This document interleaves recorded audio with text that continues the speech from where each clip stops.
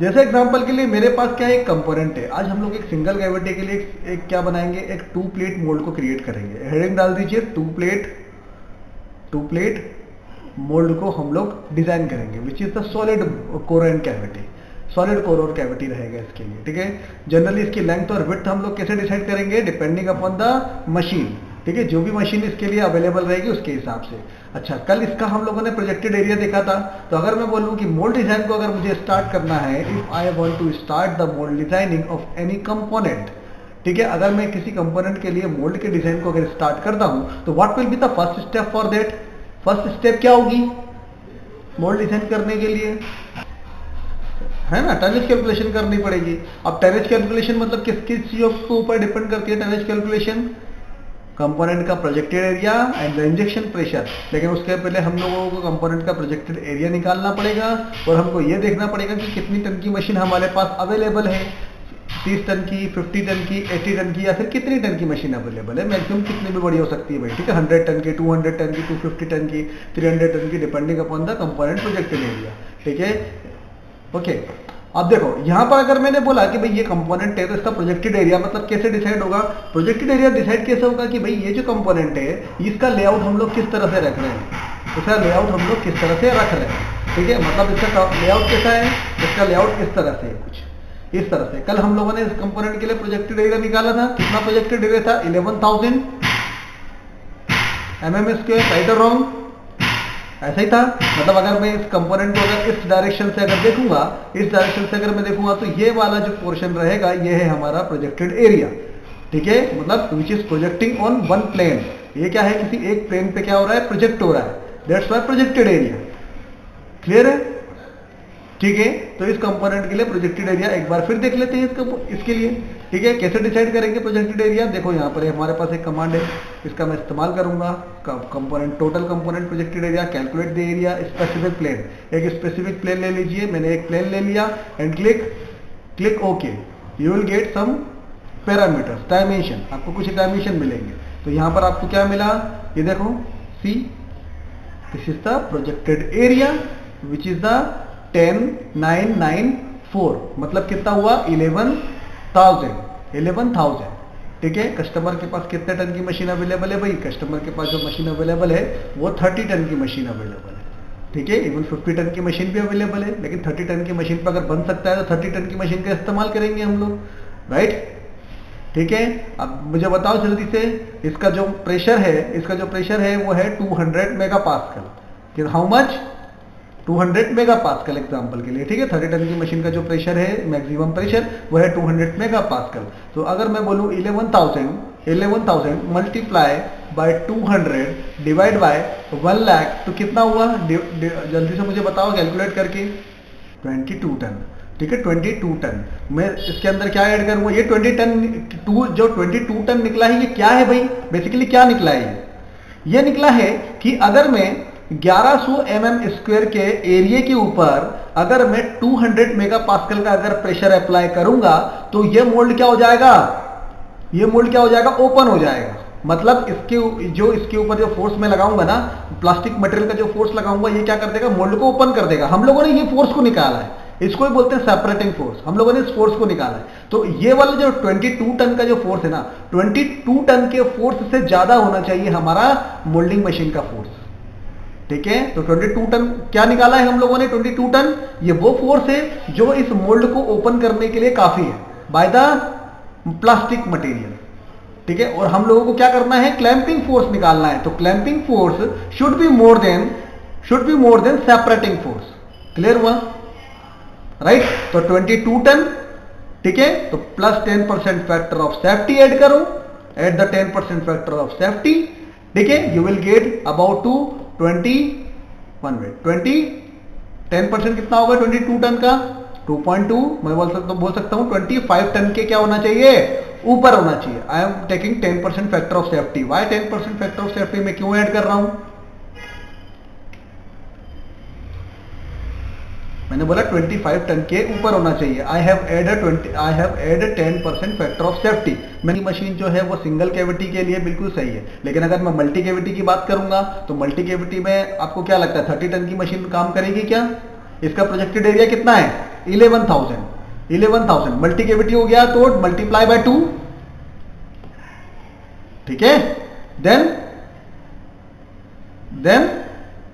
Injection pressure, for example injection pressure is 200 megapascal for the 50 ton machine, ठीक है। तो आपका जो टनेज आएगा वो कितना आएगा, 30 टन से ज्यादा आएगा। It means you have to take 50 ton machine, ज्यादा टन की मशीन चाहिए फिर आपको।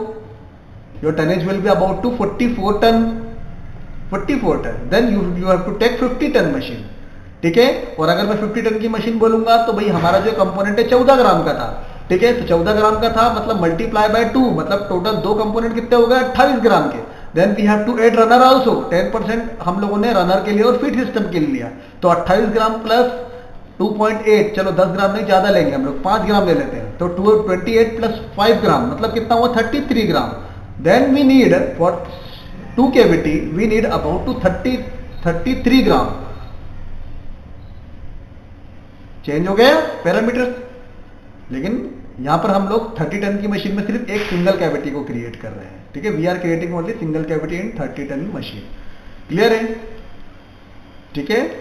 अच्छा, टाई बार का डिस्टेंस कितना बताया मैंने, 320 to 70, ठीक है। Then we can select length and width of the component, ठीक है।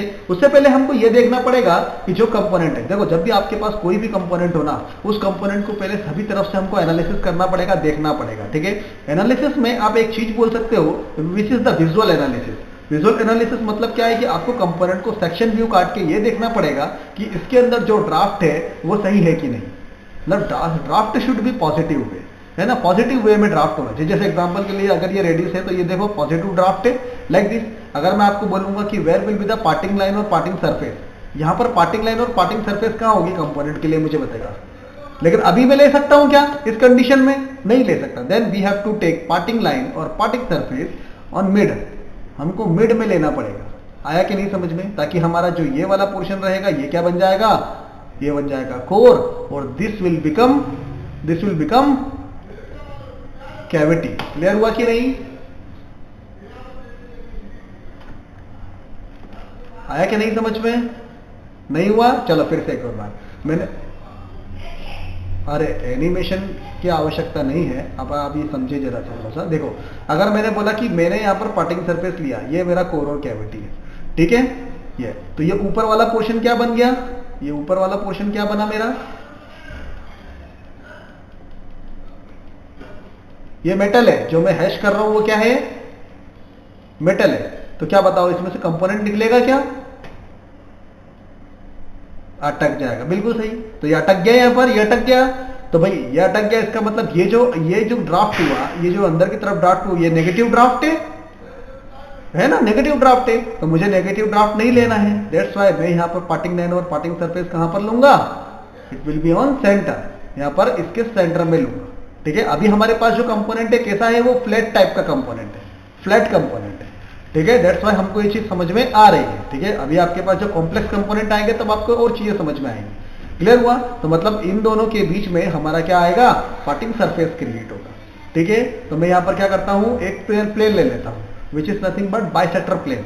इन दोनों के बीच में मैंने एक प्लेन ले लिया, बाइसेक्टर, एंड क्लिक ओके। ये देखो दोनों के बीच में मैंने प्लेन ले लिया, एक बाइसेक्टर, ठीक है। इस पर मैंने क्लिक करा यहाँ पर एंड क्लिक ओके, ठीक है। मैंने बनाया एक कोर और कैविटी। देखना मैंने अभी लेंथ और विड्थ के बारे में अभी आपको कैलकुलेशन नहीं बताई है, तो उस चीज को थोड़ा सा ध्यान दीजिएगा, ठीक है। तो अभी मैं क्या कर रहा हूं, अभी मैं आपको हमारा टाई बार डिस्टेंस कितना है भाई मशीन का, जल्दी से बताओ, 320 मल्टीप्लाई बाय द 270, क्लियर है। तो उससे कम ले सकता हूं मैं, उससे कम ले लिया मैंने, तो यहां पर मैं इसको बोल देता हूं this is nothing but this is 250 and this is nothing but this is the 200 and click okay. यहां से मैंने कर दिया इसको फिनिश, ठीक है।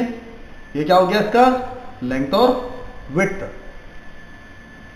ये क्या हो गया इसका लेंथ और विड्थ, ठीक है। अभी मैंने इसी तरह से डिसाइड कर लिया है, क्योंकि हम मुझे क्या पता है, टेल मी, मुझे अभी क्या पता है, मुझे टाई बार का डिस्टेंस पता है ना भाई, रिप्लाई करना पड़ेगा आपको।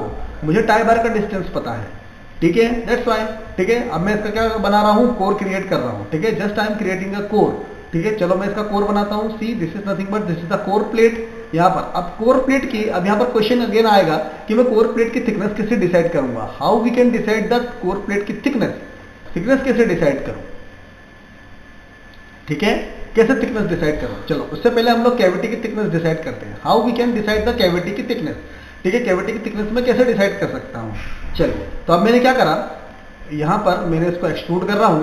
ठीक है, समझने की कोशिश करना कि मैं क्या कर रहा हूं। यहां पर मैंने एक्सट्रूड करा, इसको मैं थोड़ा सा ऊपर ले गया। ठीक है, अच्छा यहां पर कंपोनेंट की हाइट कितनी है, what is the height of the component, it is about to 28। यहां पर कितनी है कंपोनेंट की हाइट, 28 फ्रॉम दिस फेस, इस फेस से लेकर कितनी है 28। ठीक है, अगर मैं बोलूं भाई यहां पर मुझे क्या है, एक क्या लगाना पड़ेगा, कूलिंग पाइप या फिर कूलिंग चैनल क्रिएट करना पड़ेगा, राइट और रॉन्ग, कूलिंग चैनल क्रिएट करना पड़ेगा। ठीक है, तो मैंने बोला मैंने यहां पर जो कूलिंग अभी पाइप लिया है वो लिया है मैंने 8 का डायामीटर। हाउ मच, 8 का डायामीटर। ठीक है, अभी सिंगल कैविटी सीख रहे हैं हम लोग, इसलिए सिर्फ समझना कि मैं 8 का डायमीटर ले रहा हूं। लेकिन मैं क्यों लूंगा 8 का डायमीटर, उसका भी वो रहेगा लेक्चर। ठीक है, कि हम लोग 8 का डायमीटर क्यों ले रहे हैं। ठीक है, लेकिन अभी मैं मान के चल रहा हूं 8 का ले रहा हूं। अगर आप 10 का लेना चाहते हो तो आप 10 का भी ले सकते हो। मैंने बोला कि 8 का डायमीटर लेंगे। ठीक है, तो अगर 8 का डायमीटर लेंगे मतलब यहां से लेकर यहां तक का कुछ डिस्टेंस रहेगा, राइट और रॉन्ग, मतलब कंपोनेंट का जो फेस रहेगा यहां तक का कुछ डिस्टेंस रहेगा, राइट। और एक चैनल जो रहेगा, एक चैनल के सेंटर से दूसरे चैनल के सेंटर तक के बीच की भी डिस्टेंस रहेगी। तो अगर मैंने 8 के डायमीटर को माना है कि ये ए है, ये ए है, तो मैंने इसको बोला कि भाई ये जो रहेगा ये 2a है। कितना है 2a from the centre of this face, ये भी मैंने मान के चला 2 है, 2 है। ठीक है, अगेन मैंने अगर एक और पाइप लिया तो ये भी कितना रहेगा, फ्रॉम हियर टू हियर, ये रहेगा 2a। मतलब कितना हुआ 8, अगर जो a है वो 8 है तो 2a कितना हुआ 16 है ना, 16। अगेन यहां से from centre of this hole, from centre of this hole to the face of this cavity it is around 16 mm, 16 mm। ठीक है, यहां से कितना हो गया, ये 12 mm के आसपास हो गया एज से। ठीक है, क्योंकि मैं सेंटर से डिस्टेंस ले रहा हूं अभी, है ना भाई। एक मतलब अगर मैं बोलूं कि भाई हमारा कैविटी का फेस है तो वहां से हमारे कूलिंग पाइप के बीच की कुछ डिस्टेंस होना चाहिए ना, नहीं तो क्या होगा, कैविटी के अंदर नहीं चला जाएगा। वो पॉसिबिलिटी है कैविटी के अंदर चला जाएगा, वो नहीं करना हमको। इट मीन्स ये समझ में आया कि भाई यहां से लेकर यहां तक का डिस्टेंस मैंने कितना लिया, 16 लिया। और अगर इसी सेंटर से लेकर अगर कैविटी का दूसरा जो फेस रहेगा, जो एंड फेस रहेगा, वहां तक का भी डिस्टेंस कितना रहेगा, 16 रहेगा। और यहां तक का डिस्टेंस ये कितना था, कंपोनेंट का हाइट 28। तो मुझे बताओ कि ये डिस्टेंस कितना हुआ, बताओ। 28 प्लस 16 प्लस 16 मतलब 28 प्लस 32 कितना हुआ 60 mm। इससे हमको पता चला कि भाई 60 mm is the thickness of the cavity, thickness of the cavity. Clear हुआ, चलो इतना समझ में आया। अब एक काम करते हैं, अभी समझ में आया कि भाई अब मैं क्या करता हूं, कोर का भी थिकनेस डिसाइड करता हूं। कोर का थिकनेस कैसे डिसाइड करूंगा मैं, भाई यहां पर भी तो मेरा एक कूलिंग पाइप आएगा ना भाई। मैंने बोला कि कूलिंग चैनल ले रहा है मेरे को, कूलिंग चैनल लिया तो मैंने इसके अंदर कूलिंग चैनल डालूंगा ना मैं इसके अंदर।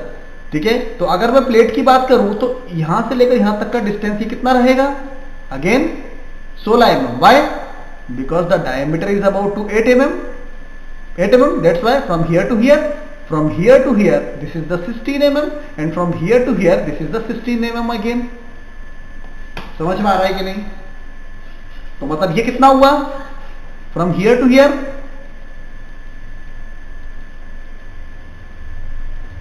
बत्तीस mm। आया कि नहीं समझ में, थोड़ा थोड़ा समझ में आया। ठीक है, अभी मैं आपको पूरी कैलकुलेशन नहीं बता रहा हूं, मैं सिर्फ आपको इतना बता रहा हूं कि किस तरह से हम लोग डिसाइड करेंगे। ठीक है, हम लोग ये कैसे ले रहे हैं अभी आने वाले लेक्चर में हम लोग समझेंगे, लेकिन right now we are designing single cavity mould और 2 प्लेट मोल्ड। ठीक है, दैट्स वाई हम लोग इस तरह से समझ रहे हैं। क्लियर है। ठीक है, आपने नोटबुक लेके रखी है अपने पास, ये बताइए मुझे। देखो कल के दिन मैं नोटबुक चेक करूंगा। ठीक है, हर सैटरडे के दिन हम लोग नोटबुक को चेक करेंगे। ठीक है, इतना समझ में आया कि नहीं, प्लीज रिप्लाई मी। ठीक है, तो मैंने यहाँ पर क्या करा, कैविटी को डिसाइड करा, cavity is nothing but it is the 60 mm, और मैंने इसको कर दिया ओके। ठीक है, यहाँ पर मैंने इसको अगेन फिर से इस तरह से कर दिया, कंट्रोल जे करके इस पर मैंने क्लिक करा एंड क्लिक, और मैंने क्या करा, इसको कलर कोड कर देते हैं, this is nothing but this is the cavity. मैंने बोल दिया भाई this is nothing but this is the cavity. ठीक है, इस पर मैंने क्लिक करा एंड नीचे वाली जो प्लेट है वो क्या है हमारी, कोर प्लेट, नीचे वाली कोर प्लेट है। इसका थिकनेस कितना रहेगा, 32 mm। कोई भी डाउट हो, कोई क्वेश्चन है, कोई क्वेरी तो पूछिए अभी।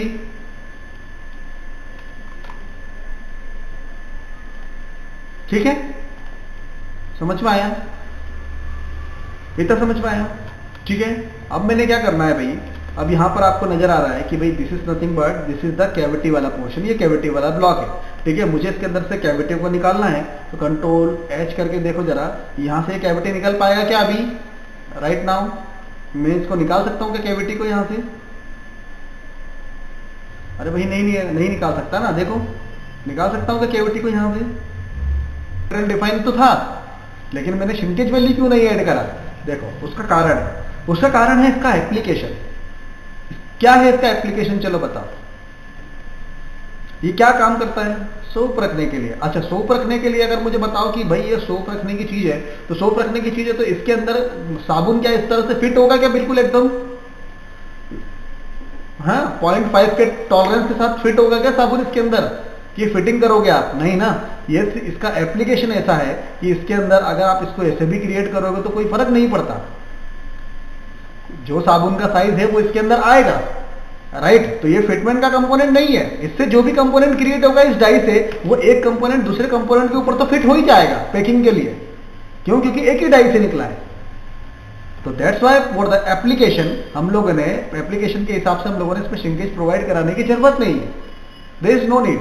अब जैसे एग्जांपल के लिए अगर मैंने बोला कि भाई मेरे पास एक मेल पार्ट है ना, this is nothing but this is the female part, और अगर मेरे पास कोई इसी तरह से एक मेल पार्ट है लाइक दिस, ये मेल पार्ट है, ठीक है, ये एक रॉड है, अगर ये इसके अंदर फिट होगी और इसका डायमेंशन जो है वो है 20, और इसका भी डायमेंशन, अंदर का डायमेंशन जो है वो भी 20, ठीक है, इसका मतलब ये हमको टॉलरेंस में चाहिए, है ना, मतलब ये जो होना चाहिए प्लस में होना चाहिए, ये जो होना चाहिए माइनस में होना चाहिए थोड़ा सा। ठीक है, इट मीन्स यहां पर हमको श्रिंकेज वैल्यू देना पड़ेगा। ठीक है, वो यूनिफॉर्म श्रिंकेज हो सकता है, वो बोल सकते हो कि अलग अलग एक्सेस में और डायमेंशन के हिसाब से अलग अलग डायमेंशन को हमको एक्सेस देना पड़ेगा कि भाई वो कितना श्रिंकेज चाहिए हमको, मतलब कितना डायमेंशन कंट्रोल करना है हमको, वो चीज। लेकिन अभी हम लोग कंपोनेंट कैसा है हमारे पास, ज्योमेट्री के हिसाब से, एप्लीकेशन के हिसाब से फ्री है, ओपन है, राइट, दैट्स व्हाई। ठीक है, इसीलिए मैं बोल रहा हूं कि कंपोनेंट हमारे पास कैसा है, अभी आसान है, कोई कठिन नहीं है, कोई कठिन नहीं है, क्लियर है। ठीक है, हम लोगों ने इसका क्या बनाया अभी, कोर और कैविटी क्रिएट करा। चलो अब एक काम करते हैं, अब मुझे बताओ कि अगर मैंने इसका कोर और कैविटी क्रिएट करा, ठीक है, अब जो भी इंजेक्शन मोल्डिंग मशीन अवेलेबल होती है उसके अंदर जो अपर्चर डायमीटर होता है, what is the meaning of aperture diameter, control H करके पहले इसका सेक्शन व्यू काट लेते हैं। चलो, अपर्चर डायमीटर मतलब क्या होता है, what is the meaning of aperture diameter, मतलब यहां से मटेरियल अंदर आएगा ना, मटेरियल अंदर आएगा मटेरियल। ठीक है, तो ये वाला जो डायमीटर है, ये वाला जो डायमीटर है, जहां पर हमारा क्या लगेगा, नोजल लगेगा। What is the nozzle, machine nozzle, यहां पर मेरा मशीन का नोजल लगेगा लाइक दिस। ठीक है, और यहां से मटेरियल क्या करेगा, इंटर करेगा, राइट और रॉन्ग। ठीक है, तो यहां पर जब मशीन का नोजल लगेगा तो अब देखना जरा, तो ये जो यहां पर इसका जो स्क्रू का डायमीटर है, ये जो स्क्रू का जो ये वाला डायमीटर है, ये वाला डायमीटर है, ठीक है, ये नोजल का जो डायमीटर रहेगा ना हमारा, ये मेरा नोजल है, ये मेरा नोजल का डायमीटर रहेगा, वो नोजल का डायमीटर इस हमारे अपर्चर के डायमीटर से कम रहेगा। ठीक है, अभी मान के चलो कि नोजल का डायमीटर है 2.5 mm, हाउ मच, 2.5 mm, तो हमारा जो ये वाला डायमीटर रहेगा वो कितना रहेगा, वो 3.5 mm रहेगा, मतलब मोर देन 0.8 mm या फिर 1 mm, 1 mm। ऐसा क्यों, मिसअलाइनमेंट से बचाने के लिए, क्योंकि अगर मान के चलो अगर मैं इसको बराबर रखूंगा तो थोड़ा सा भी अगर मिसअलाइन हो गए तो प्रेशर विल बी इंक्रीज, हो जाएगा ना भाई। कभी आपने पौधों में पानी दिया है क्या, तो जो पाइप होता है, अगर पाइप को अगर आप दबाओगे, if you press the pipe, what will happen, pressure will be increase, pressure increase हो जाएगा, और प्रेशर अगर इंक्रीज हो गया तो क्या होगा, if the diameter will reduce pressure will be increase होगा, प्रेशर इंक्रीज हो गया इसका मतलब क्या होगा कि हमारे मोल्ड खुलने के चांसेस हैं, mould will be jump. That's why हमको यहां पर मिस अलाइनमेंट नहीं करना है, ठीक है, मिस अलाइनमेंट नहीं करना है। तो मिस अलाइनमेंट से बचने के लिए जो भी हमारा अपर्चर का डायमीटर, यहां पर जो भी नोजल का डायमीटर रहेगा, अगर नोजल का डायमीटर यहां पर 2.5 है, then the aperture diameter is about to 3.5। अगर नोजल का डायमीटर अगर 3.5 है तो अपर्चर का डायमीटर विल बी 4.5। क्लियर है, ठीक है, 1 mm बिल्कुल 0.8 का मतलब 1 mm पूरा ओवरऑल, तो 0.5 per side. We are talking about diameter, right, that's why 0.5 per side, ठीक है। मैंने ये होता है स्टैंडर्ड होता है 0.8, लेकिन मैं आपको ये बोलता हूं कि 0.8 देने की क्या जरूरत है, 0.8 को आप कंट्रोल कर पाते हो क्या? अरे इससे अच्छा आप उसमें दो ना कि भाई 0.8 की जगह अगर आप 0.1 बढ़ा दो तो क्या फर्क पड़ेगा, हमको तो मिस अलाइनमेंट से बचाना है, हमारा जो काम है हम वो कर रहे हैं, राइट, ठीक है। अब 0.1 से जो बच रहा है वो सिर्फ ये है कि थोड़ा सा मटेरियल इंक्रीज हो रहा है in the form of sprue, right, सिर्फ मटेरियल थोड़ा सा इंक्रीज हो रहा है ना, क्लियर है, दैट्स वाई। अब वो लेकिन माइन्यूट सा मटेरियल है, that's why I am taking 1 mm, कि मैं बोल रहा हूँ 1 mm ले लो भाई, ठीक है। मुझे बताओ कि यहां पर स्क्रू लगाने की जरूरत पड़ेगी क्या, स्क्रू बुश, बिल्कुल, क्योंकि यहां पर सॉलिड कोर और कैविटी है ना, that's why we are taking solid core और कैविटी। जब हम लोग सॉलिड कोर और कैविटी ले रहे हैं, दैट्स वाई यहां पर हम लोग क्या लेंगे, हम लोगों को उसकी आवश्यकता नहीं है, हम लोगों को उसकी आवश्यकता नहीं है, ठीक है। तो मैं यहां पर क्या करता हूं, यहां पर और कुछ हमको सेव करना है। फॉर एग्जाम्पल हमेशा याद रखना कि हमको क्या करना है, कोशिश करना है कि हमारा जो मटेरियल है वो सेव हो सके, हमारा जो मटेरियल है वो सेव हो सके, ठीक है, मतलब मटेरियल, या फिर आप बोल सकते हो कि हमारा जो कंपोनेंट है, प्लास्टिक मटेरियल है, जो वो सेव हो सके, ठीक है। तो मैं यहाँ पर एक काम करता हूँ, यहाँ पर 90 mm का मैं क्या कर रहा हूँ, एक डायमीटर दे रहा हूँ, और 90 mm जो भी हमारा स्क्रू, जो भी बुश है ना, सॉरी जो हमारा नोजल है, उस नोजल के डायमीटर को हम लोग देखेंगे कि नोजल का डायमीटर कितना है। फॉर एग्जांपल आपके नोजल का डायमीटर जो है वो है 60 mm के आसपास, है ना, 60 mm का नोजल है, तो 60 mm से ऊपर का डायमीटर आप यहाँ पर दोगे, और इसको क्या करोगे,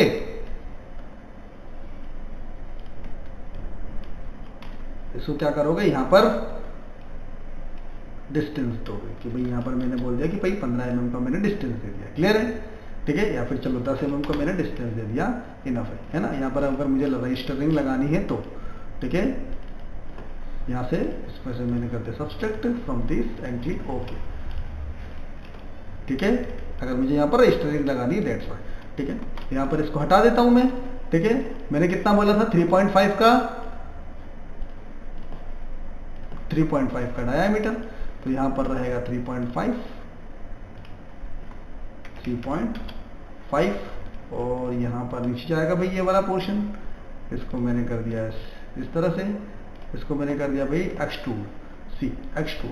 अच्छा, what will be the diameter for that, इसके लिए डायमीटर कितना हो, वो सॉरी इसके लिए हमारा ड्राफ्ट कितना होगा। अब देखो ये जब हमेशा याद रखना कि जब आपके पास कोई भी कंपोनेंट है तो वो भी उसमें भी हमेशा ड्राफ्ट होता है ना, मिनिमम ड्राफ्ट होता है, ठीक है। अब ये जो स्क्रू वाला पोर्शन है इसमें भी क्या रहेगा, कुछ ड्राफ्ट रहेगा। अच्छा, ड्राफ्ट क्यों देते हैं, वाई, इसका कारण क्या है, what is the reason, draft देने का कारण क्या है, टेल मी।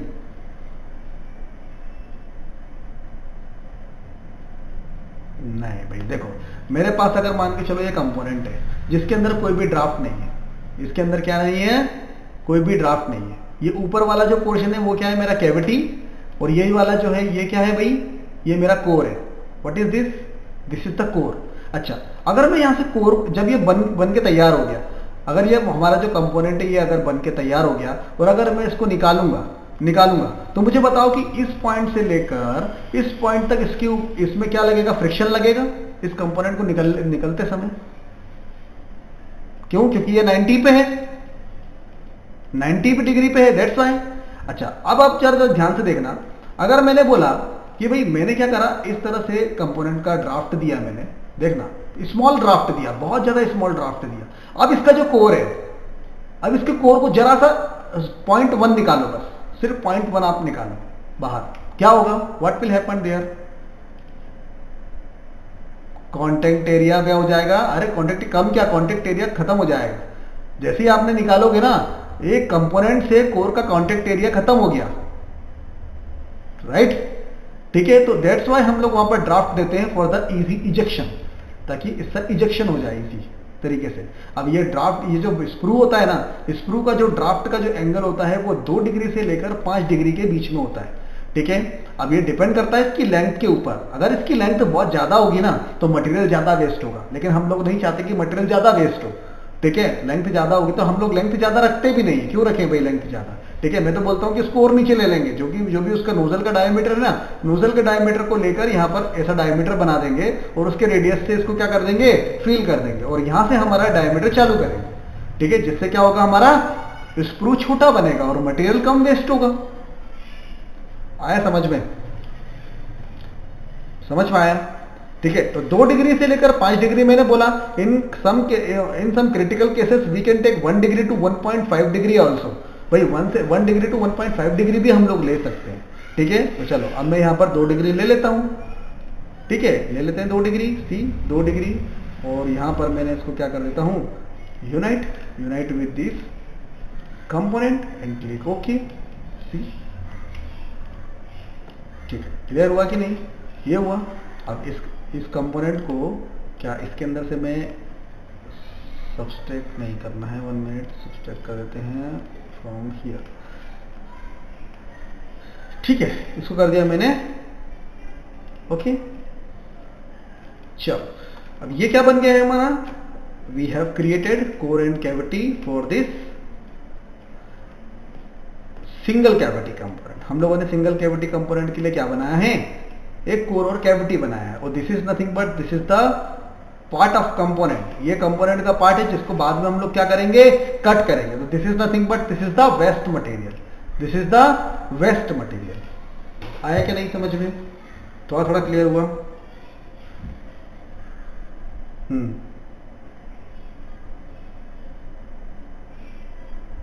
नहीं, ये sprue is nothing but it is the plastic material. ये प्लास्टिक मटेरियल है। हम लोग क्या करेंगे, इसकी कोर और कैविटी को काटेंगे भाई, हम लोग इसकी कोर और कैविटी को, ये इसको काटेंगे हम लोग। हाँ बिल्कुल, हाँ टेपर में और करेंगे, बिल्कुल सही, क्लियर है। चलो तो ये समझ में आया। तो दिस इज द कोर और दिस इज द कैविटी। ठीक है, अब समझ में आया। ठीक है, अब इसके अंदर मुझे बताओ, सॉलिड कोर और कैविटी, इसके अंदर कोई इंसर्ट वगैरह लगाने की आवश्यकता है क्या आपको, नहीं है ना।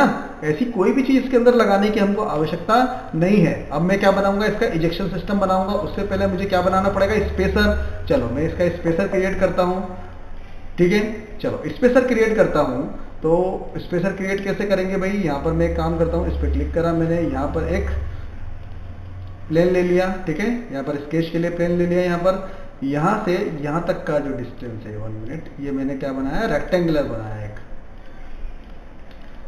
एक रेक्टेंगल क्रिएट करा फ्रॉम हियर टू हियर, यहां से लेकर यहां तक का, और एक और रेक्टेंगल क्रिएट करा from here to here. 2 rectangle create कर लिए। ठीक है, अब बात ये आती है कि भाई यहां पर मैं कितनी इसकी डिस्टेंस लूं। मैंने बोल दिया कि यहां से लेकर यहां तक तो मैं डिसाइड कर रहा हूं। ठीक है, लेकिन ये वाली डिस्टेंस कैसे डिसाइड करूंगा। ठीक है, समझने की कोशिश करना। अभी हम लोग सिंगल कैविटी की बात कर रहे हैं। अभी हमारे लेक्चर बचे हैं about the how to decide, अब बचे हैं how to decide length and width of the mould और how to decide the shut height of the mould. हमारे ये लेक्चर बचे हुए हैं, तो डोंट वरी। अभी हम लोग सिंगल कैविटी देख रहे हैं, अभी हम लोग मल्टी कैविटी में डिजाइन करेंगे। क्लियर है, ठीक है, समझने की कोशिश कर रहा हूं। देखना जरा कि हम लोग क्या कर रहे हैं। हमने बोला कि भाई यहां से लेकर यहां तक का ये तो लेंथ है, तो डिसाइड कर लिया क्योंकि ये मोल्ड का ही लेंथ है, दैट्स वाई। लेकिन ये कैसे डिसाइड करेंगे हम लोग, देखो ये ऐसे डिसाइड करेंगे। यहां पर मैं क्या लूंगा, यहां पर लूंगा मैं इजेक्टर प्लेट। इजेक्टर प्लेट लूंगा, टॉप व्यू से देखोगे अगर आप, तो लूंगा ना इजेक्टर प्लेट। अगर मैंने बोला कि मेरी जो इजेक्टर पिन है यहां पर आ रही है, इस पोजीशन पे आ रही है ना, इस पोजीशन पे आ रही है, तो मेरा इसका जो कॉलर रहेगा वो इजेक्टर पिन का कॉलर भी आएगा, राइट और रॉन्ग, आएगा कि नहीं जल्दी बताओ। कॉलर भी आएगा। अगर मेरा कॉलर आएगा तो मेरा जो ये डिस्टेंस है, कम से कम कॉलर के एज से लेकर और यहां तक का डिस्टेंस कम से कम 5 mm होना चाहिए, और मोर देन 5 mm होना चाहिए, ताकि उसकी रिजिडिटी बनी रहे।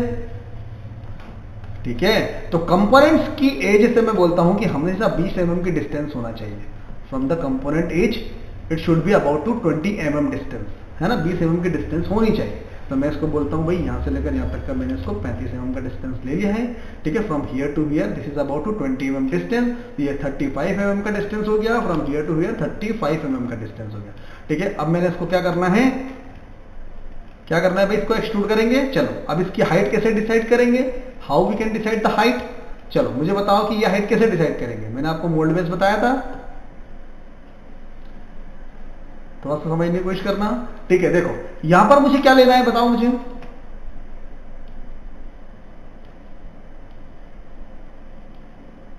What is the name of this plate, ejector plate और इजेक्टर बैक प्लेट। आए क्या नहीं समझ में। मैंने बोला इजेक्टर प्लेट मैंने ले लिया है 12 mm का, इजेक्टर बैक प्लेट मैंने लिया है 17 mm का, ठीक है। हम ही समझते हैं हम लोग, ठीक है। तो मुझे बताओ ये वाली स्पेस कितनी होनी चाहिए, हाउ मच। ये जो खाली स्पेस दिख रही है ना, which is ejector grid is the responsible for ejecting the component, तो ये जो खाली स्पेस होना चाहिए वो कितनी होना चाहिए।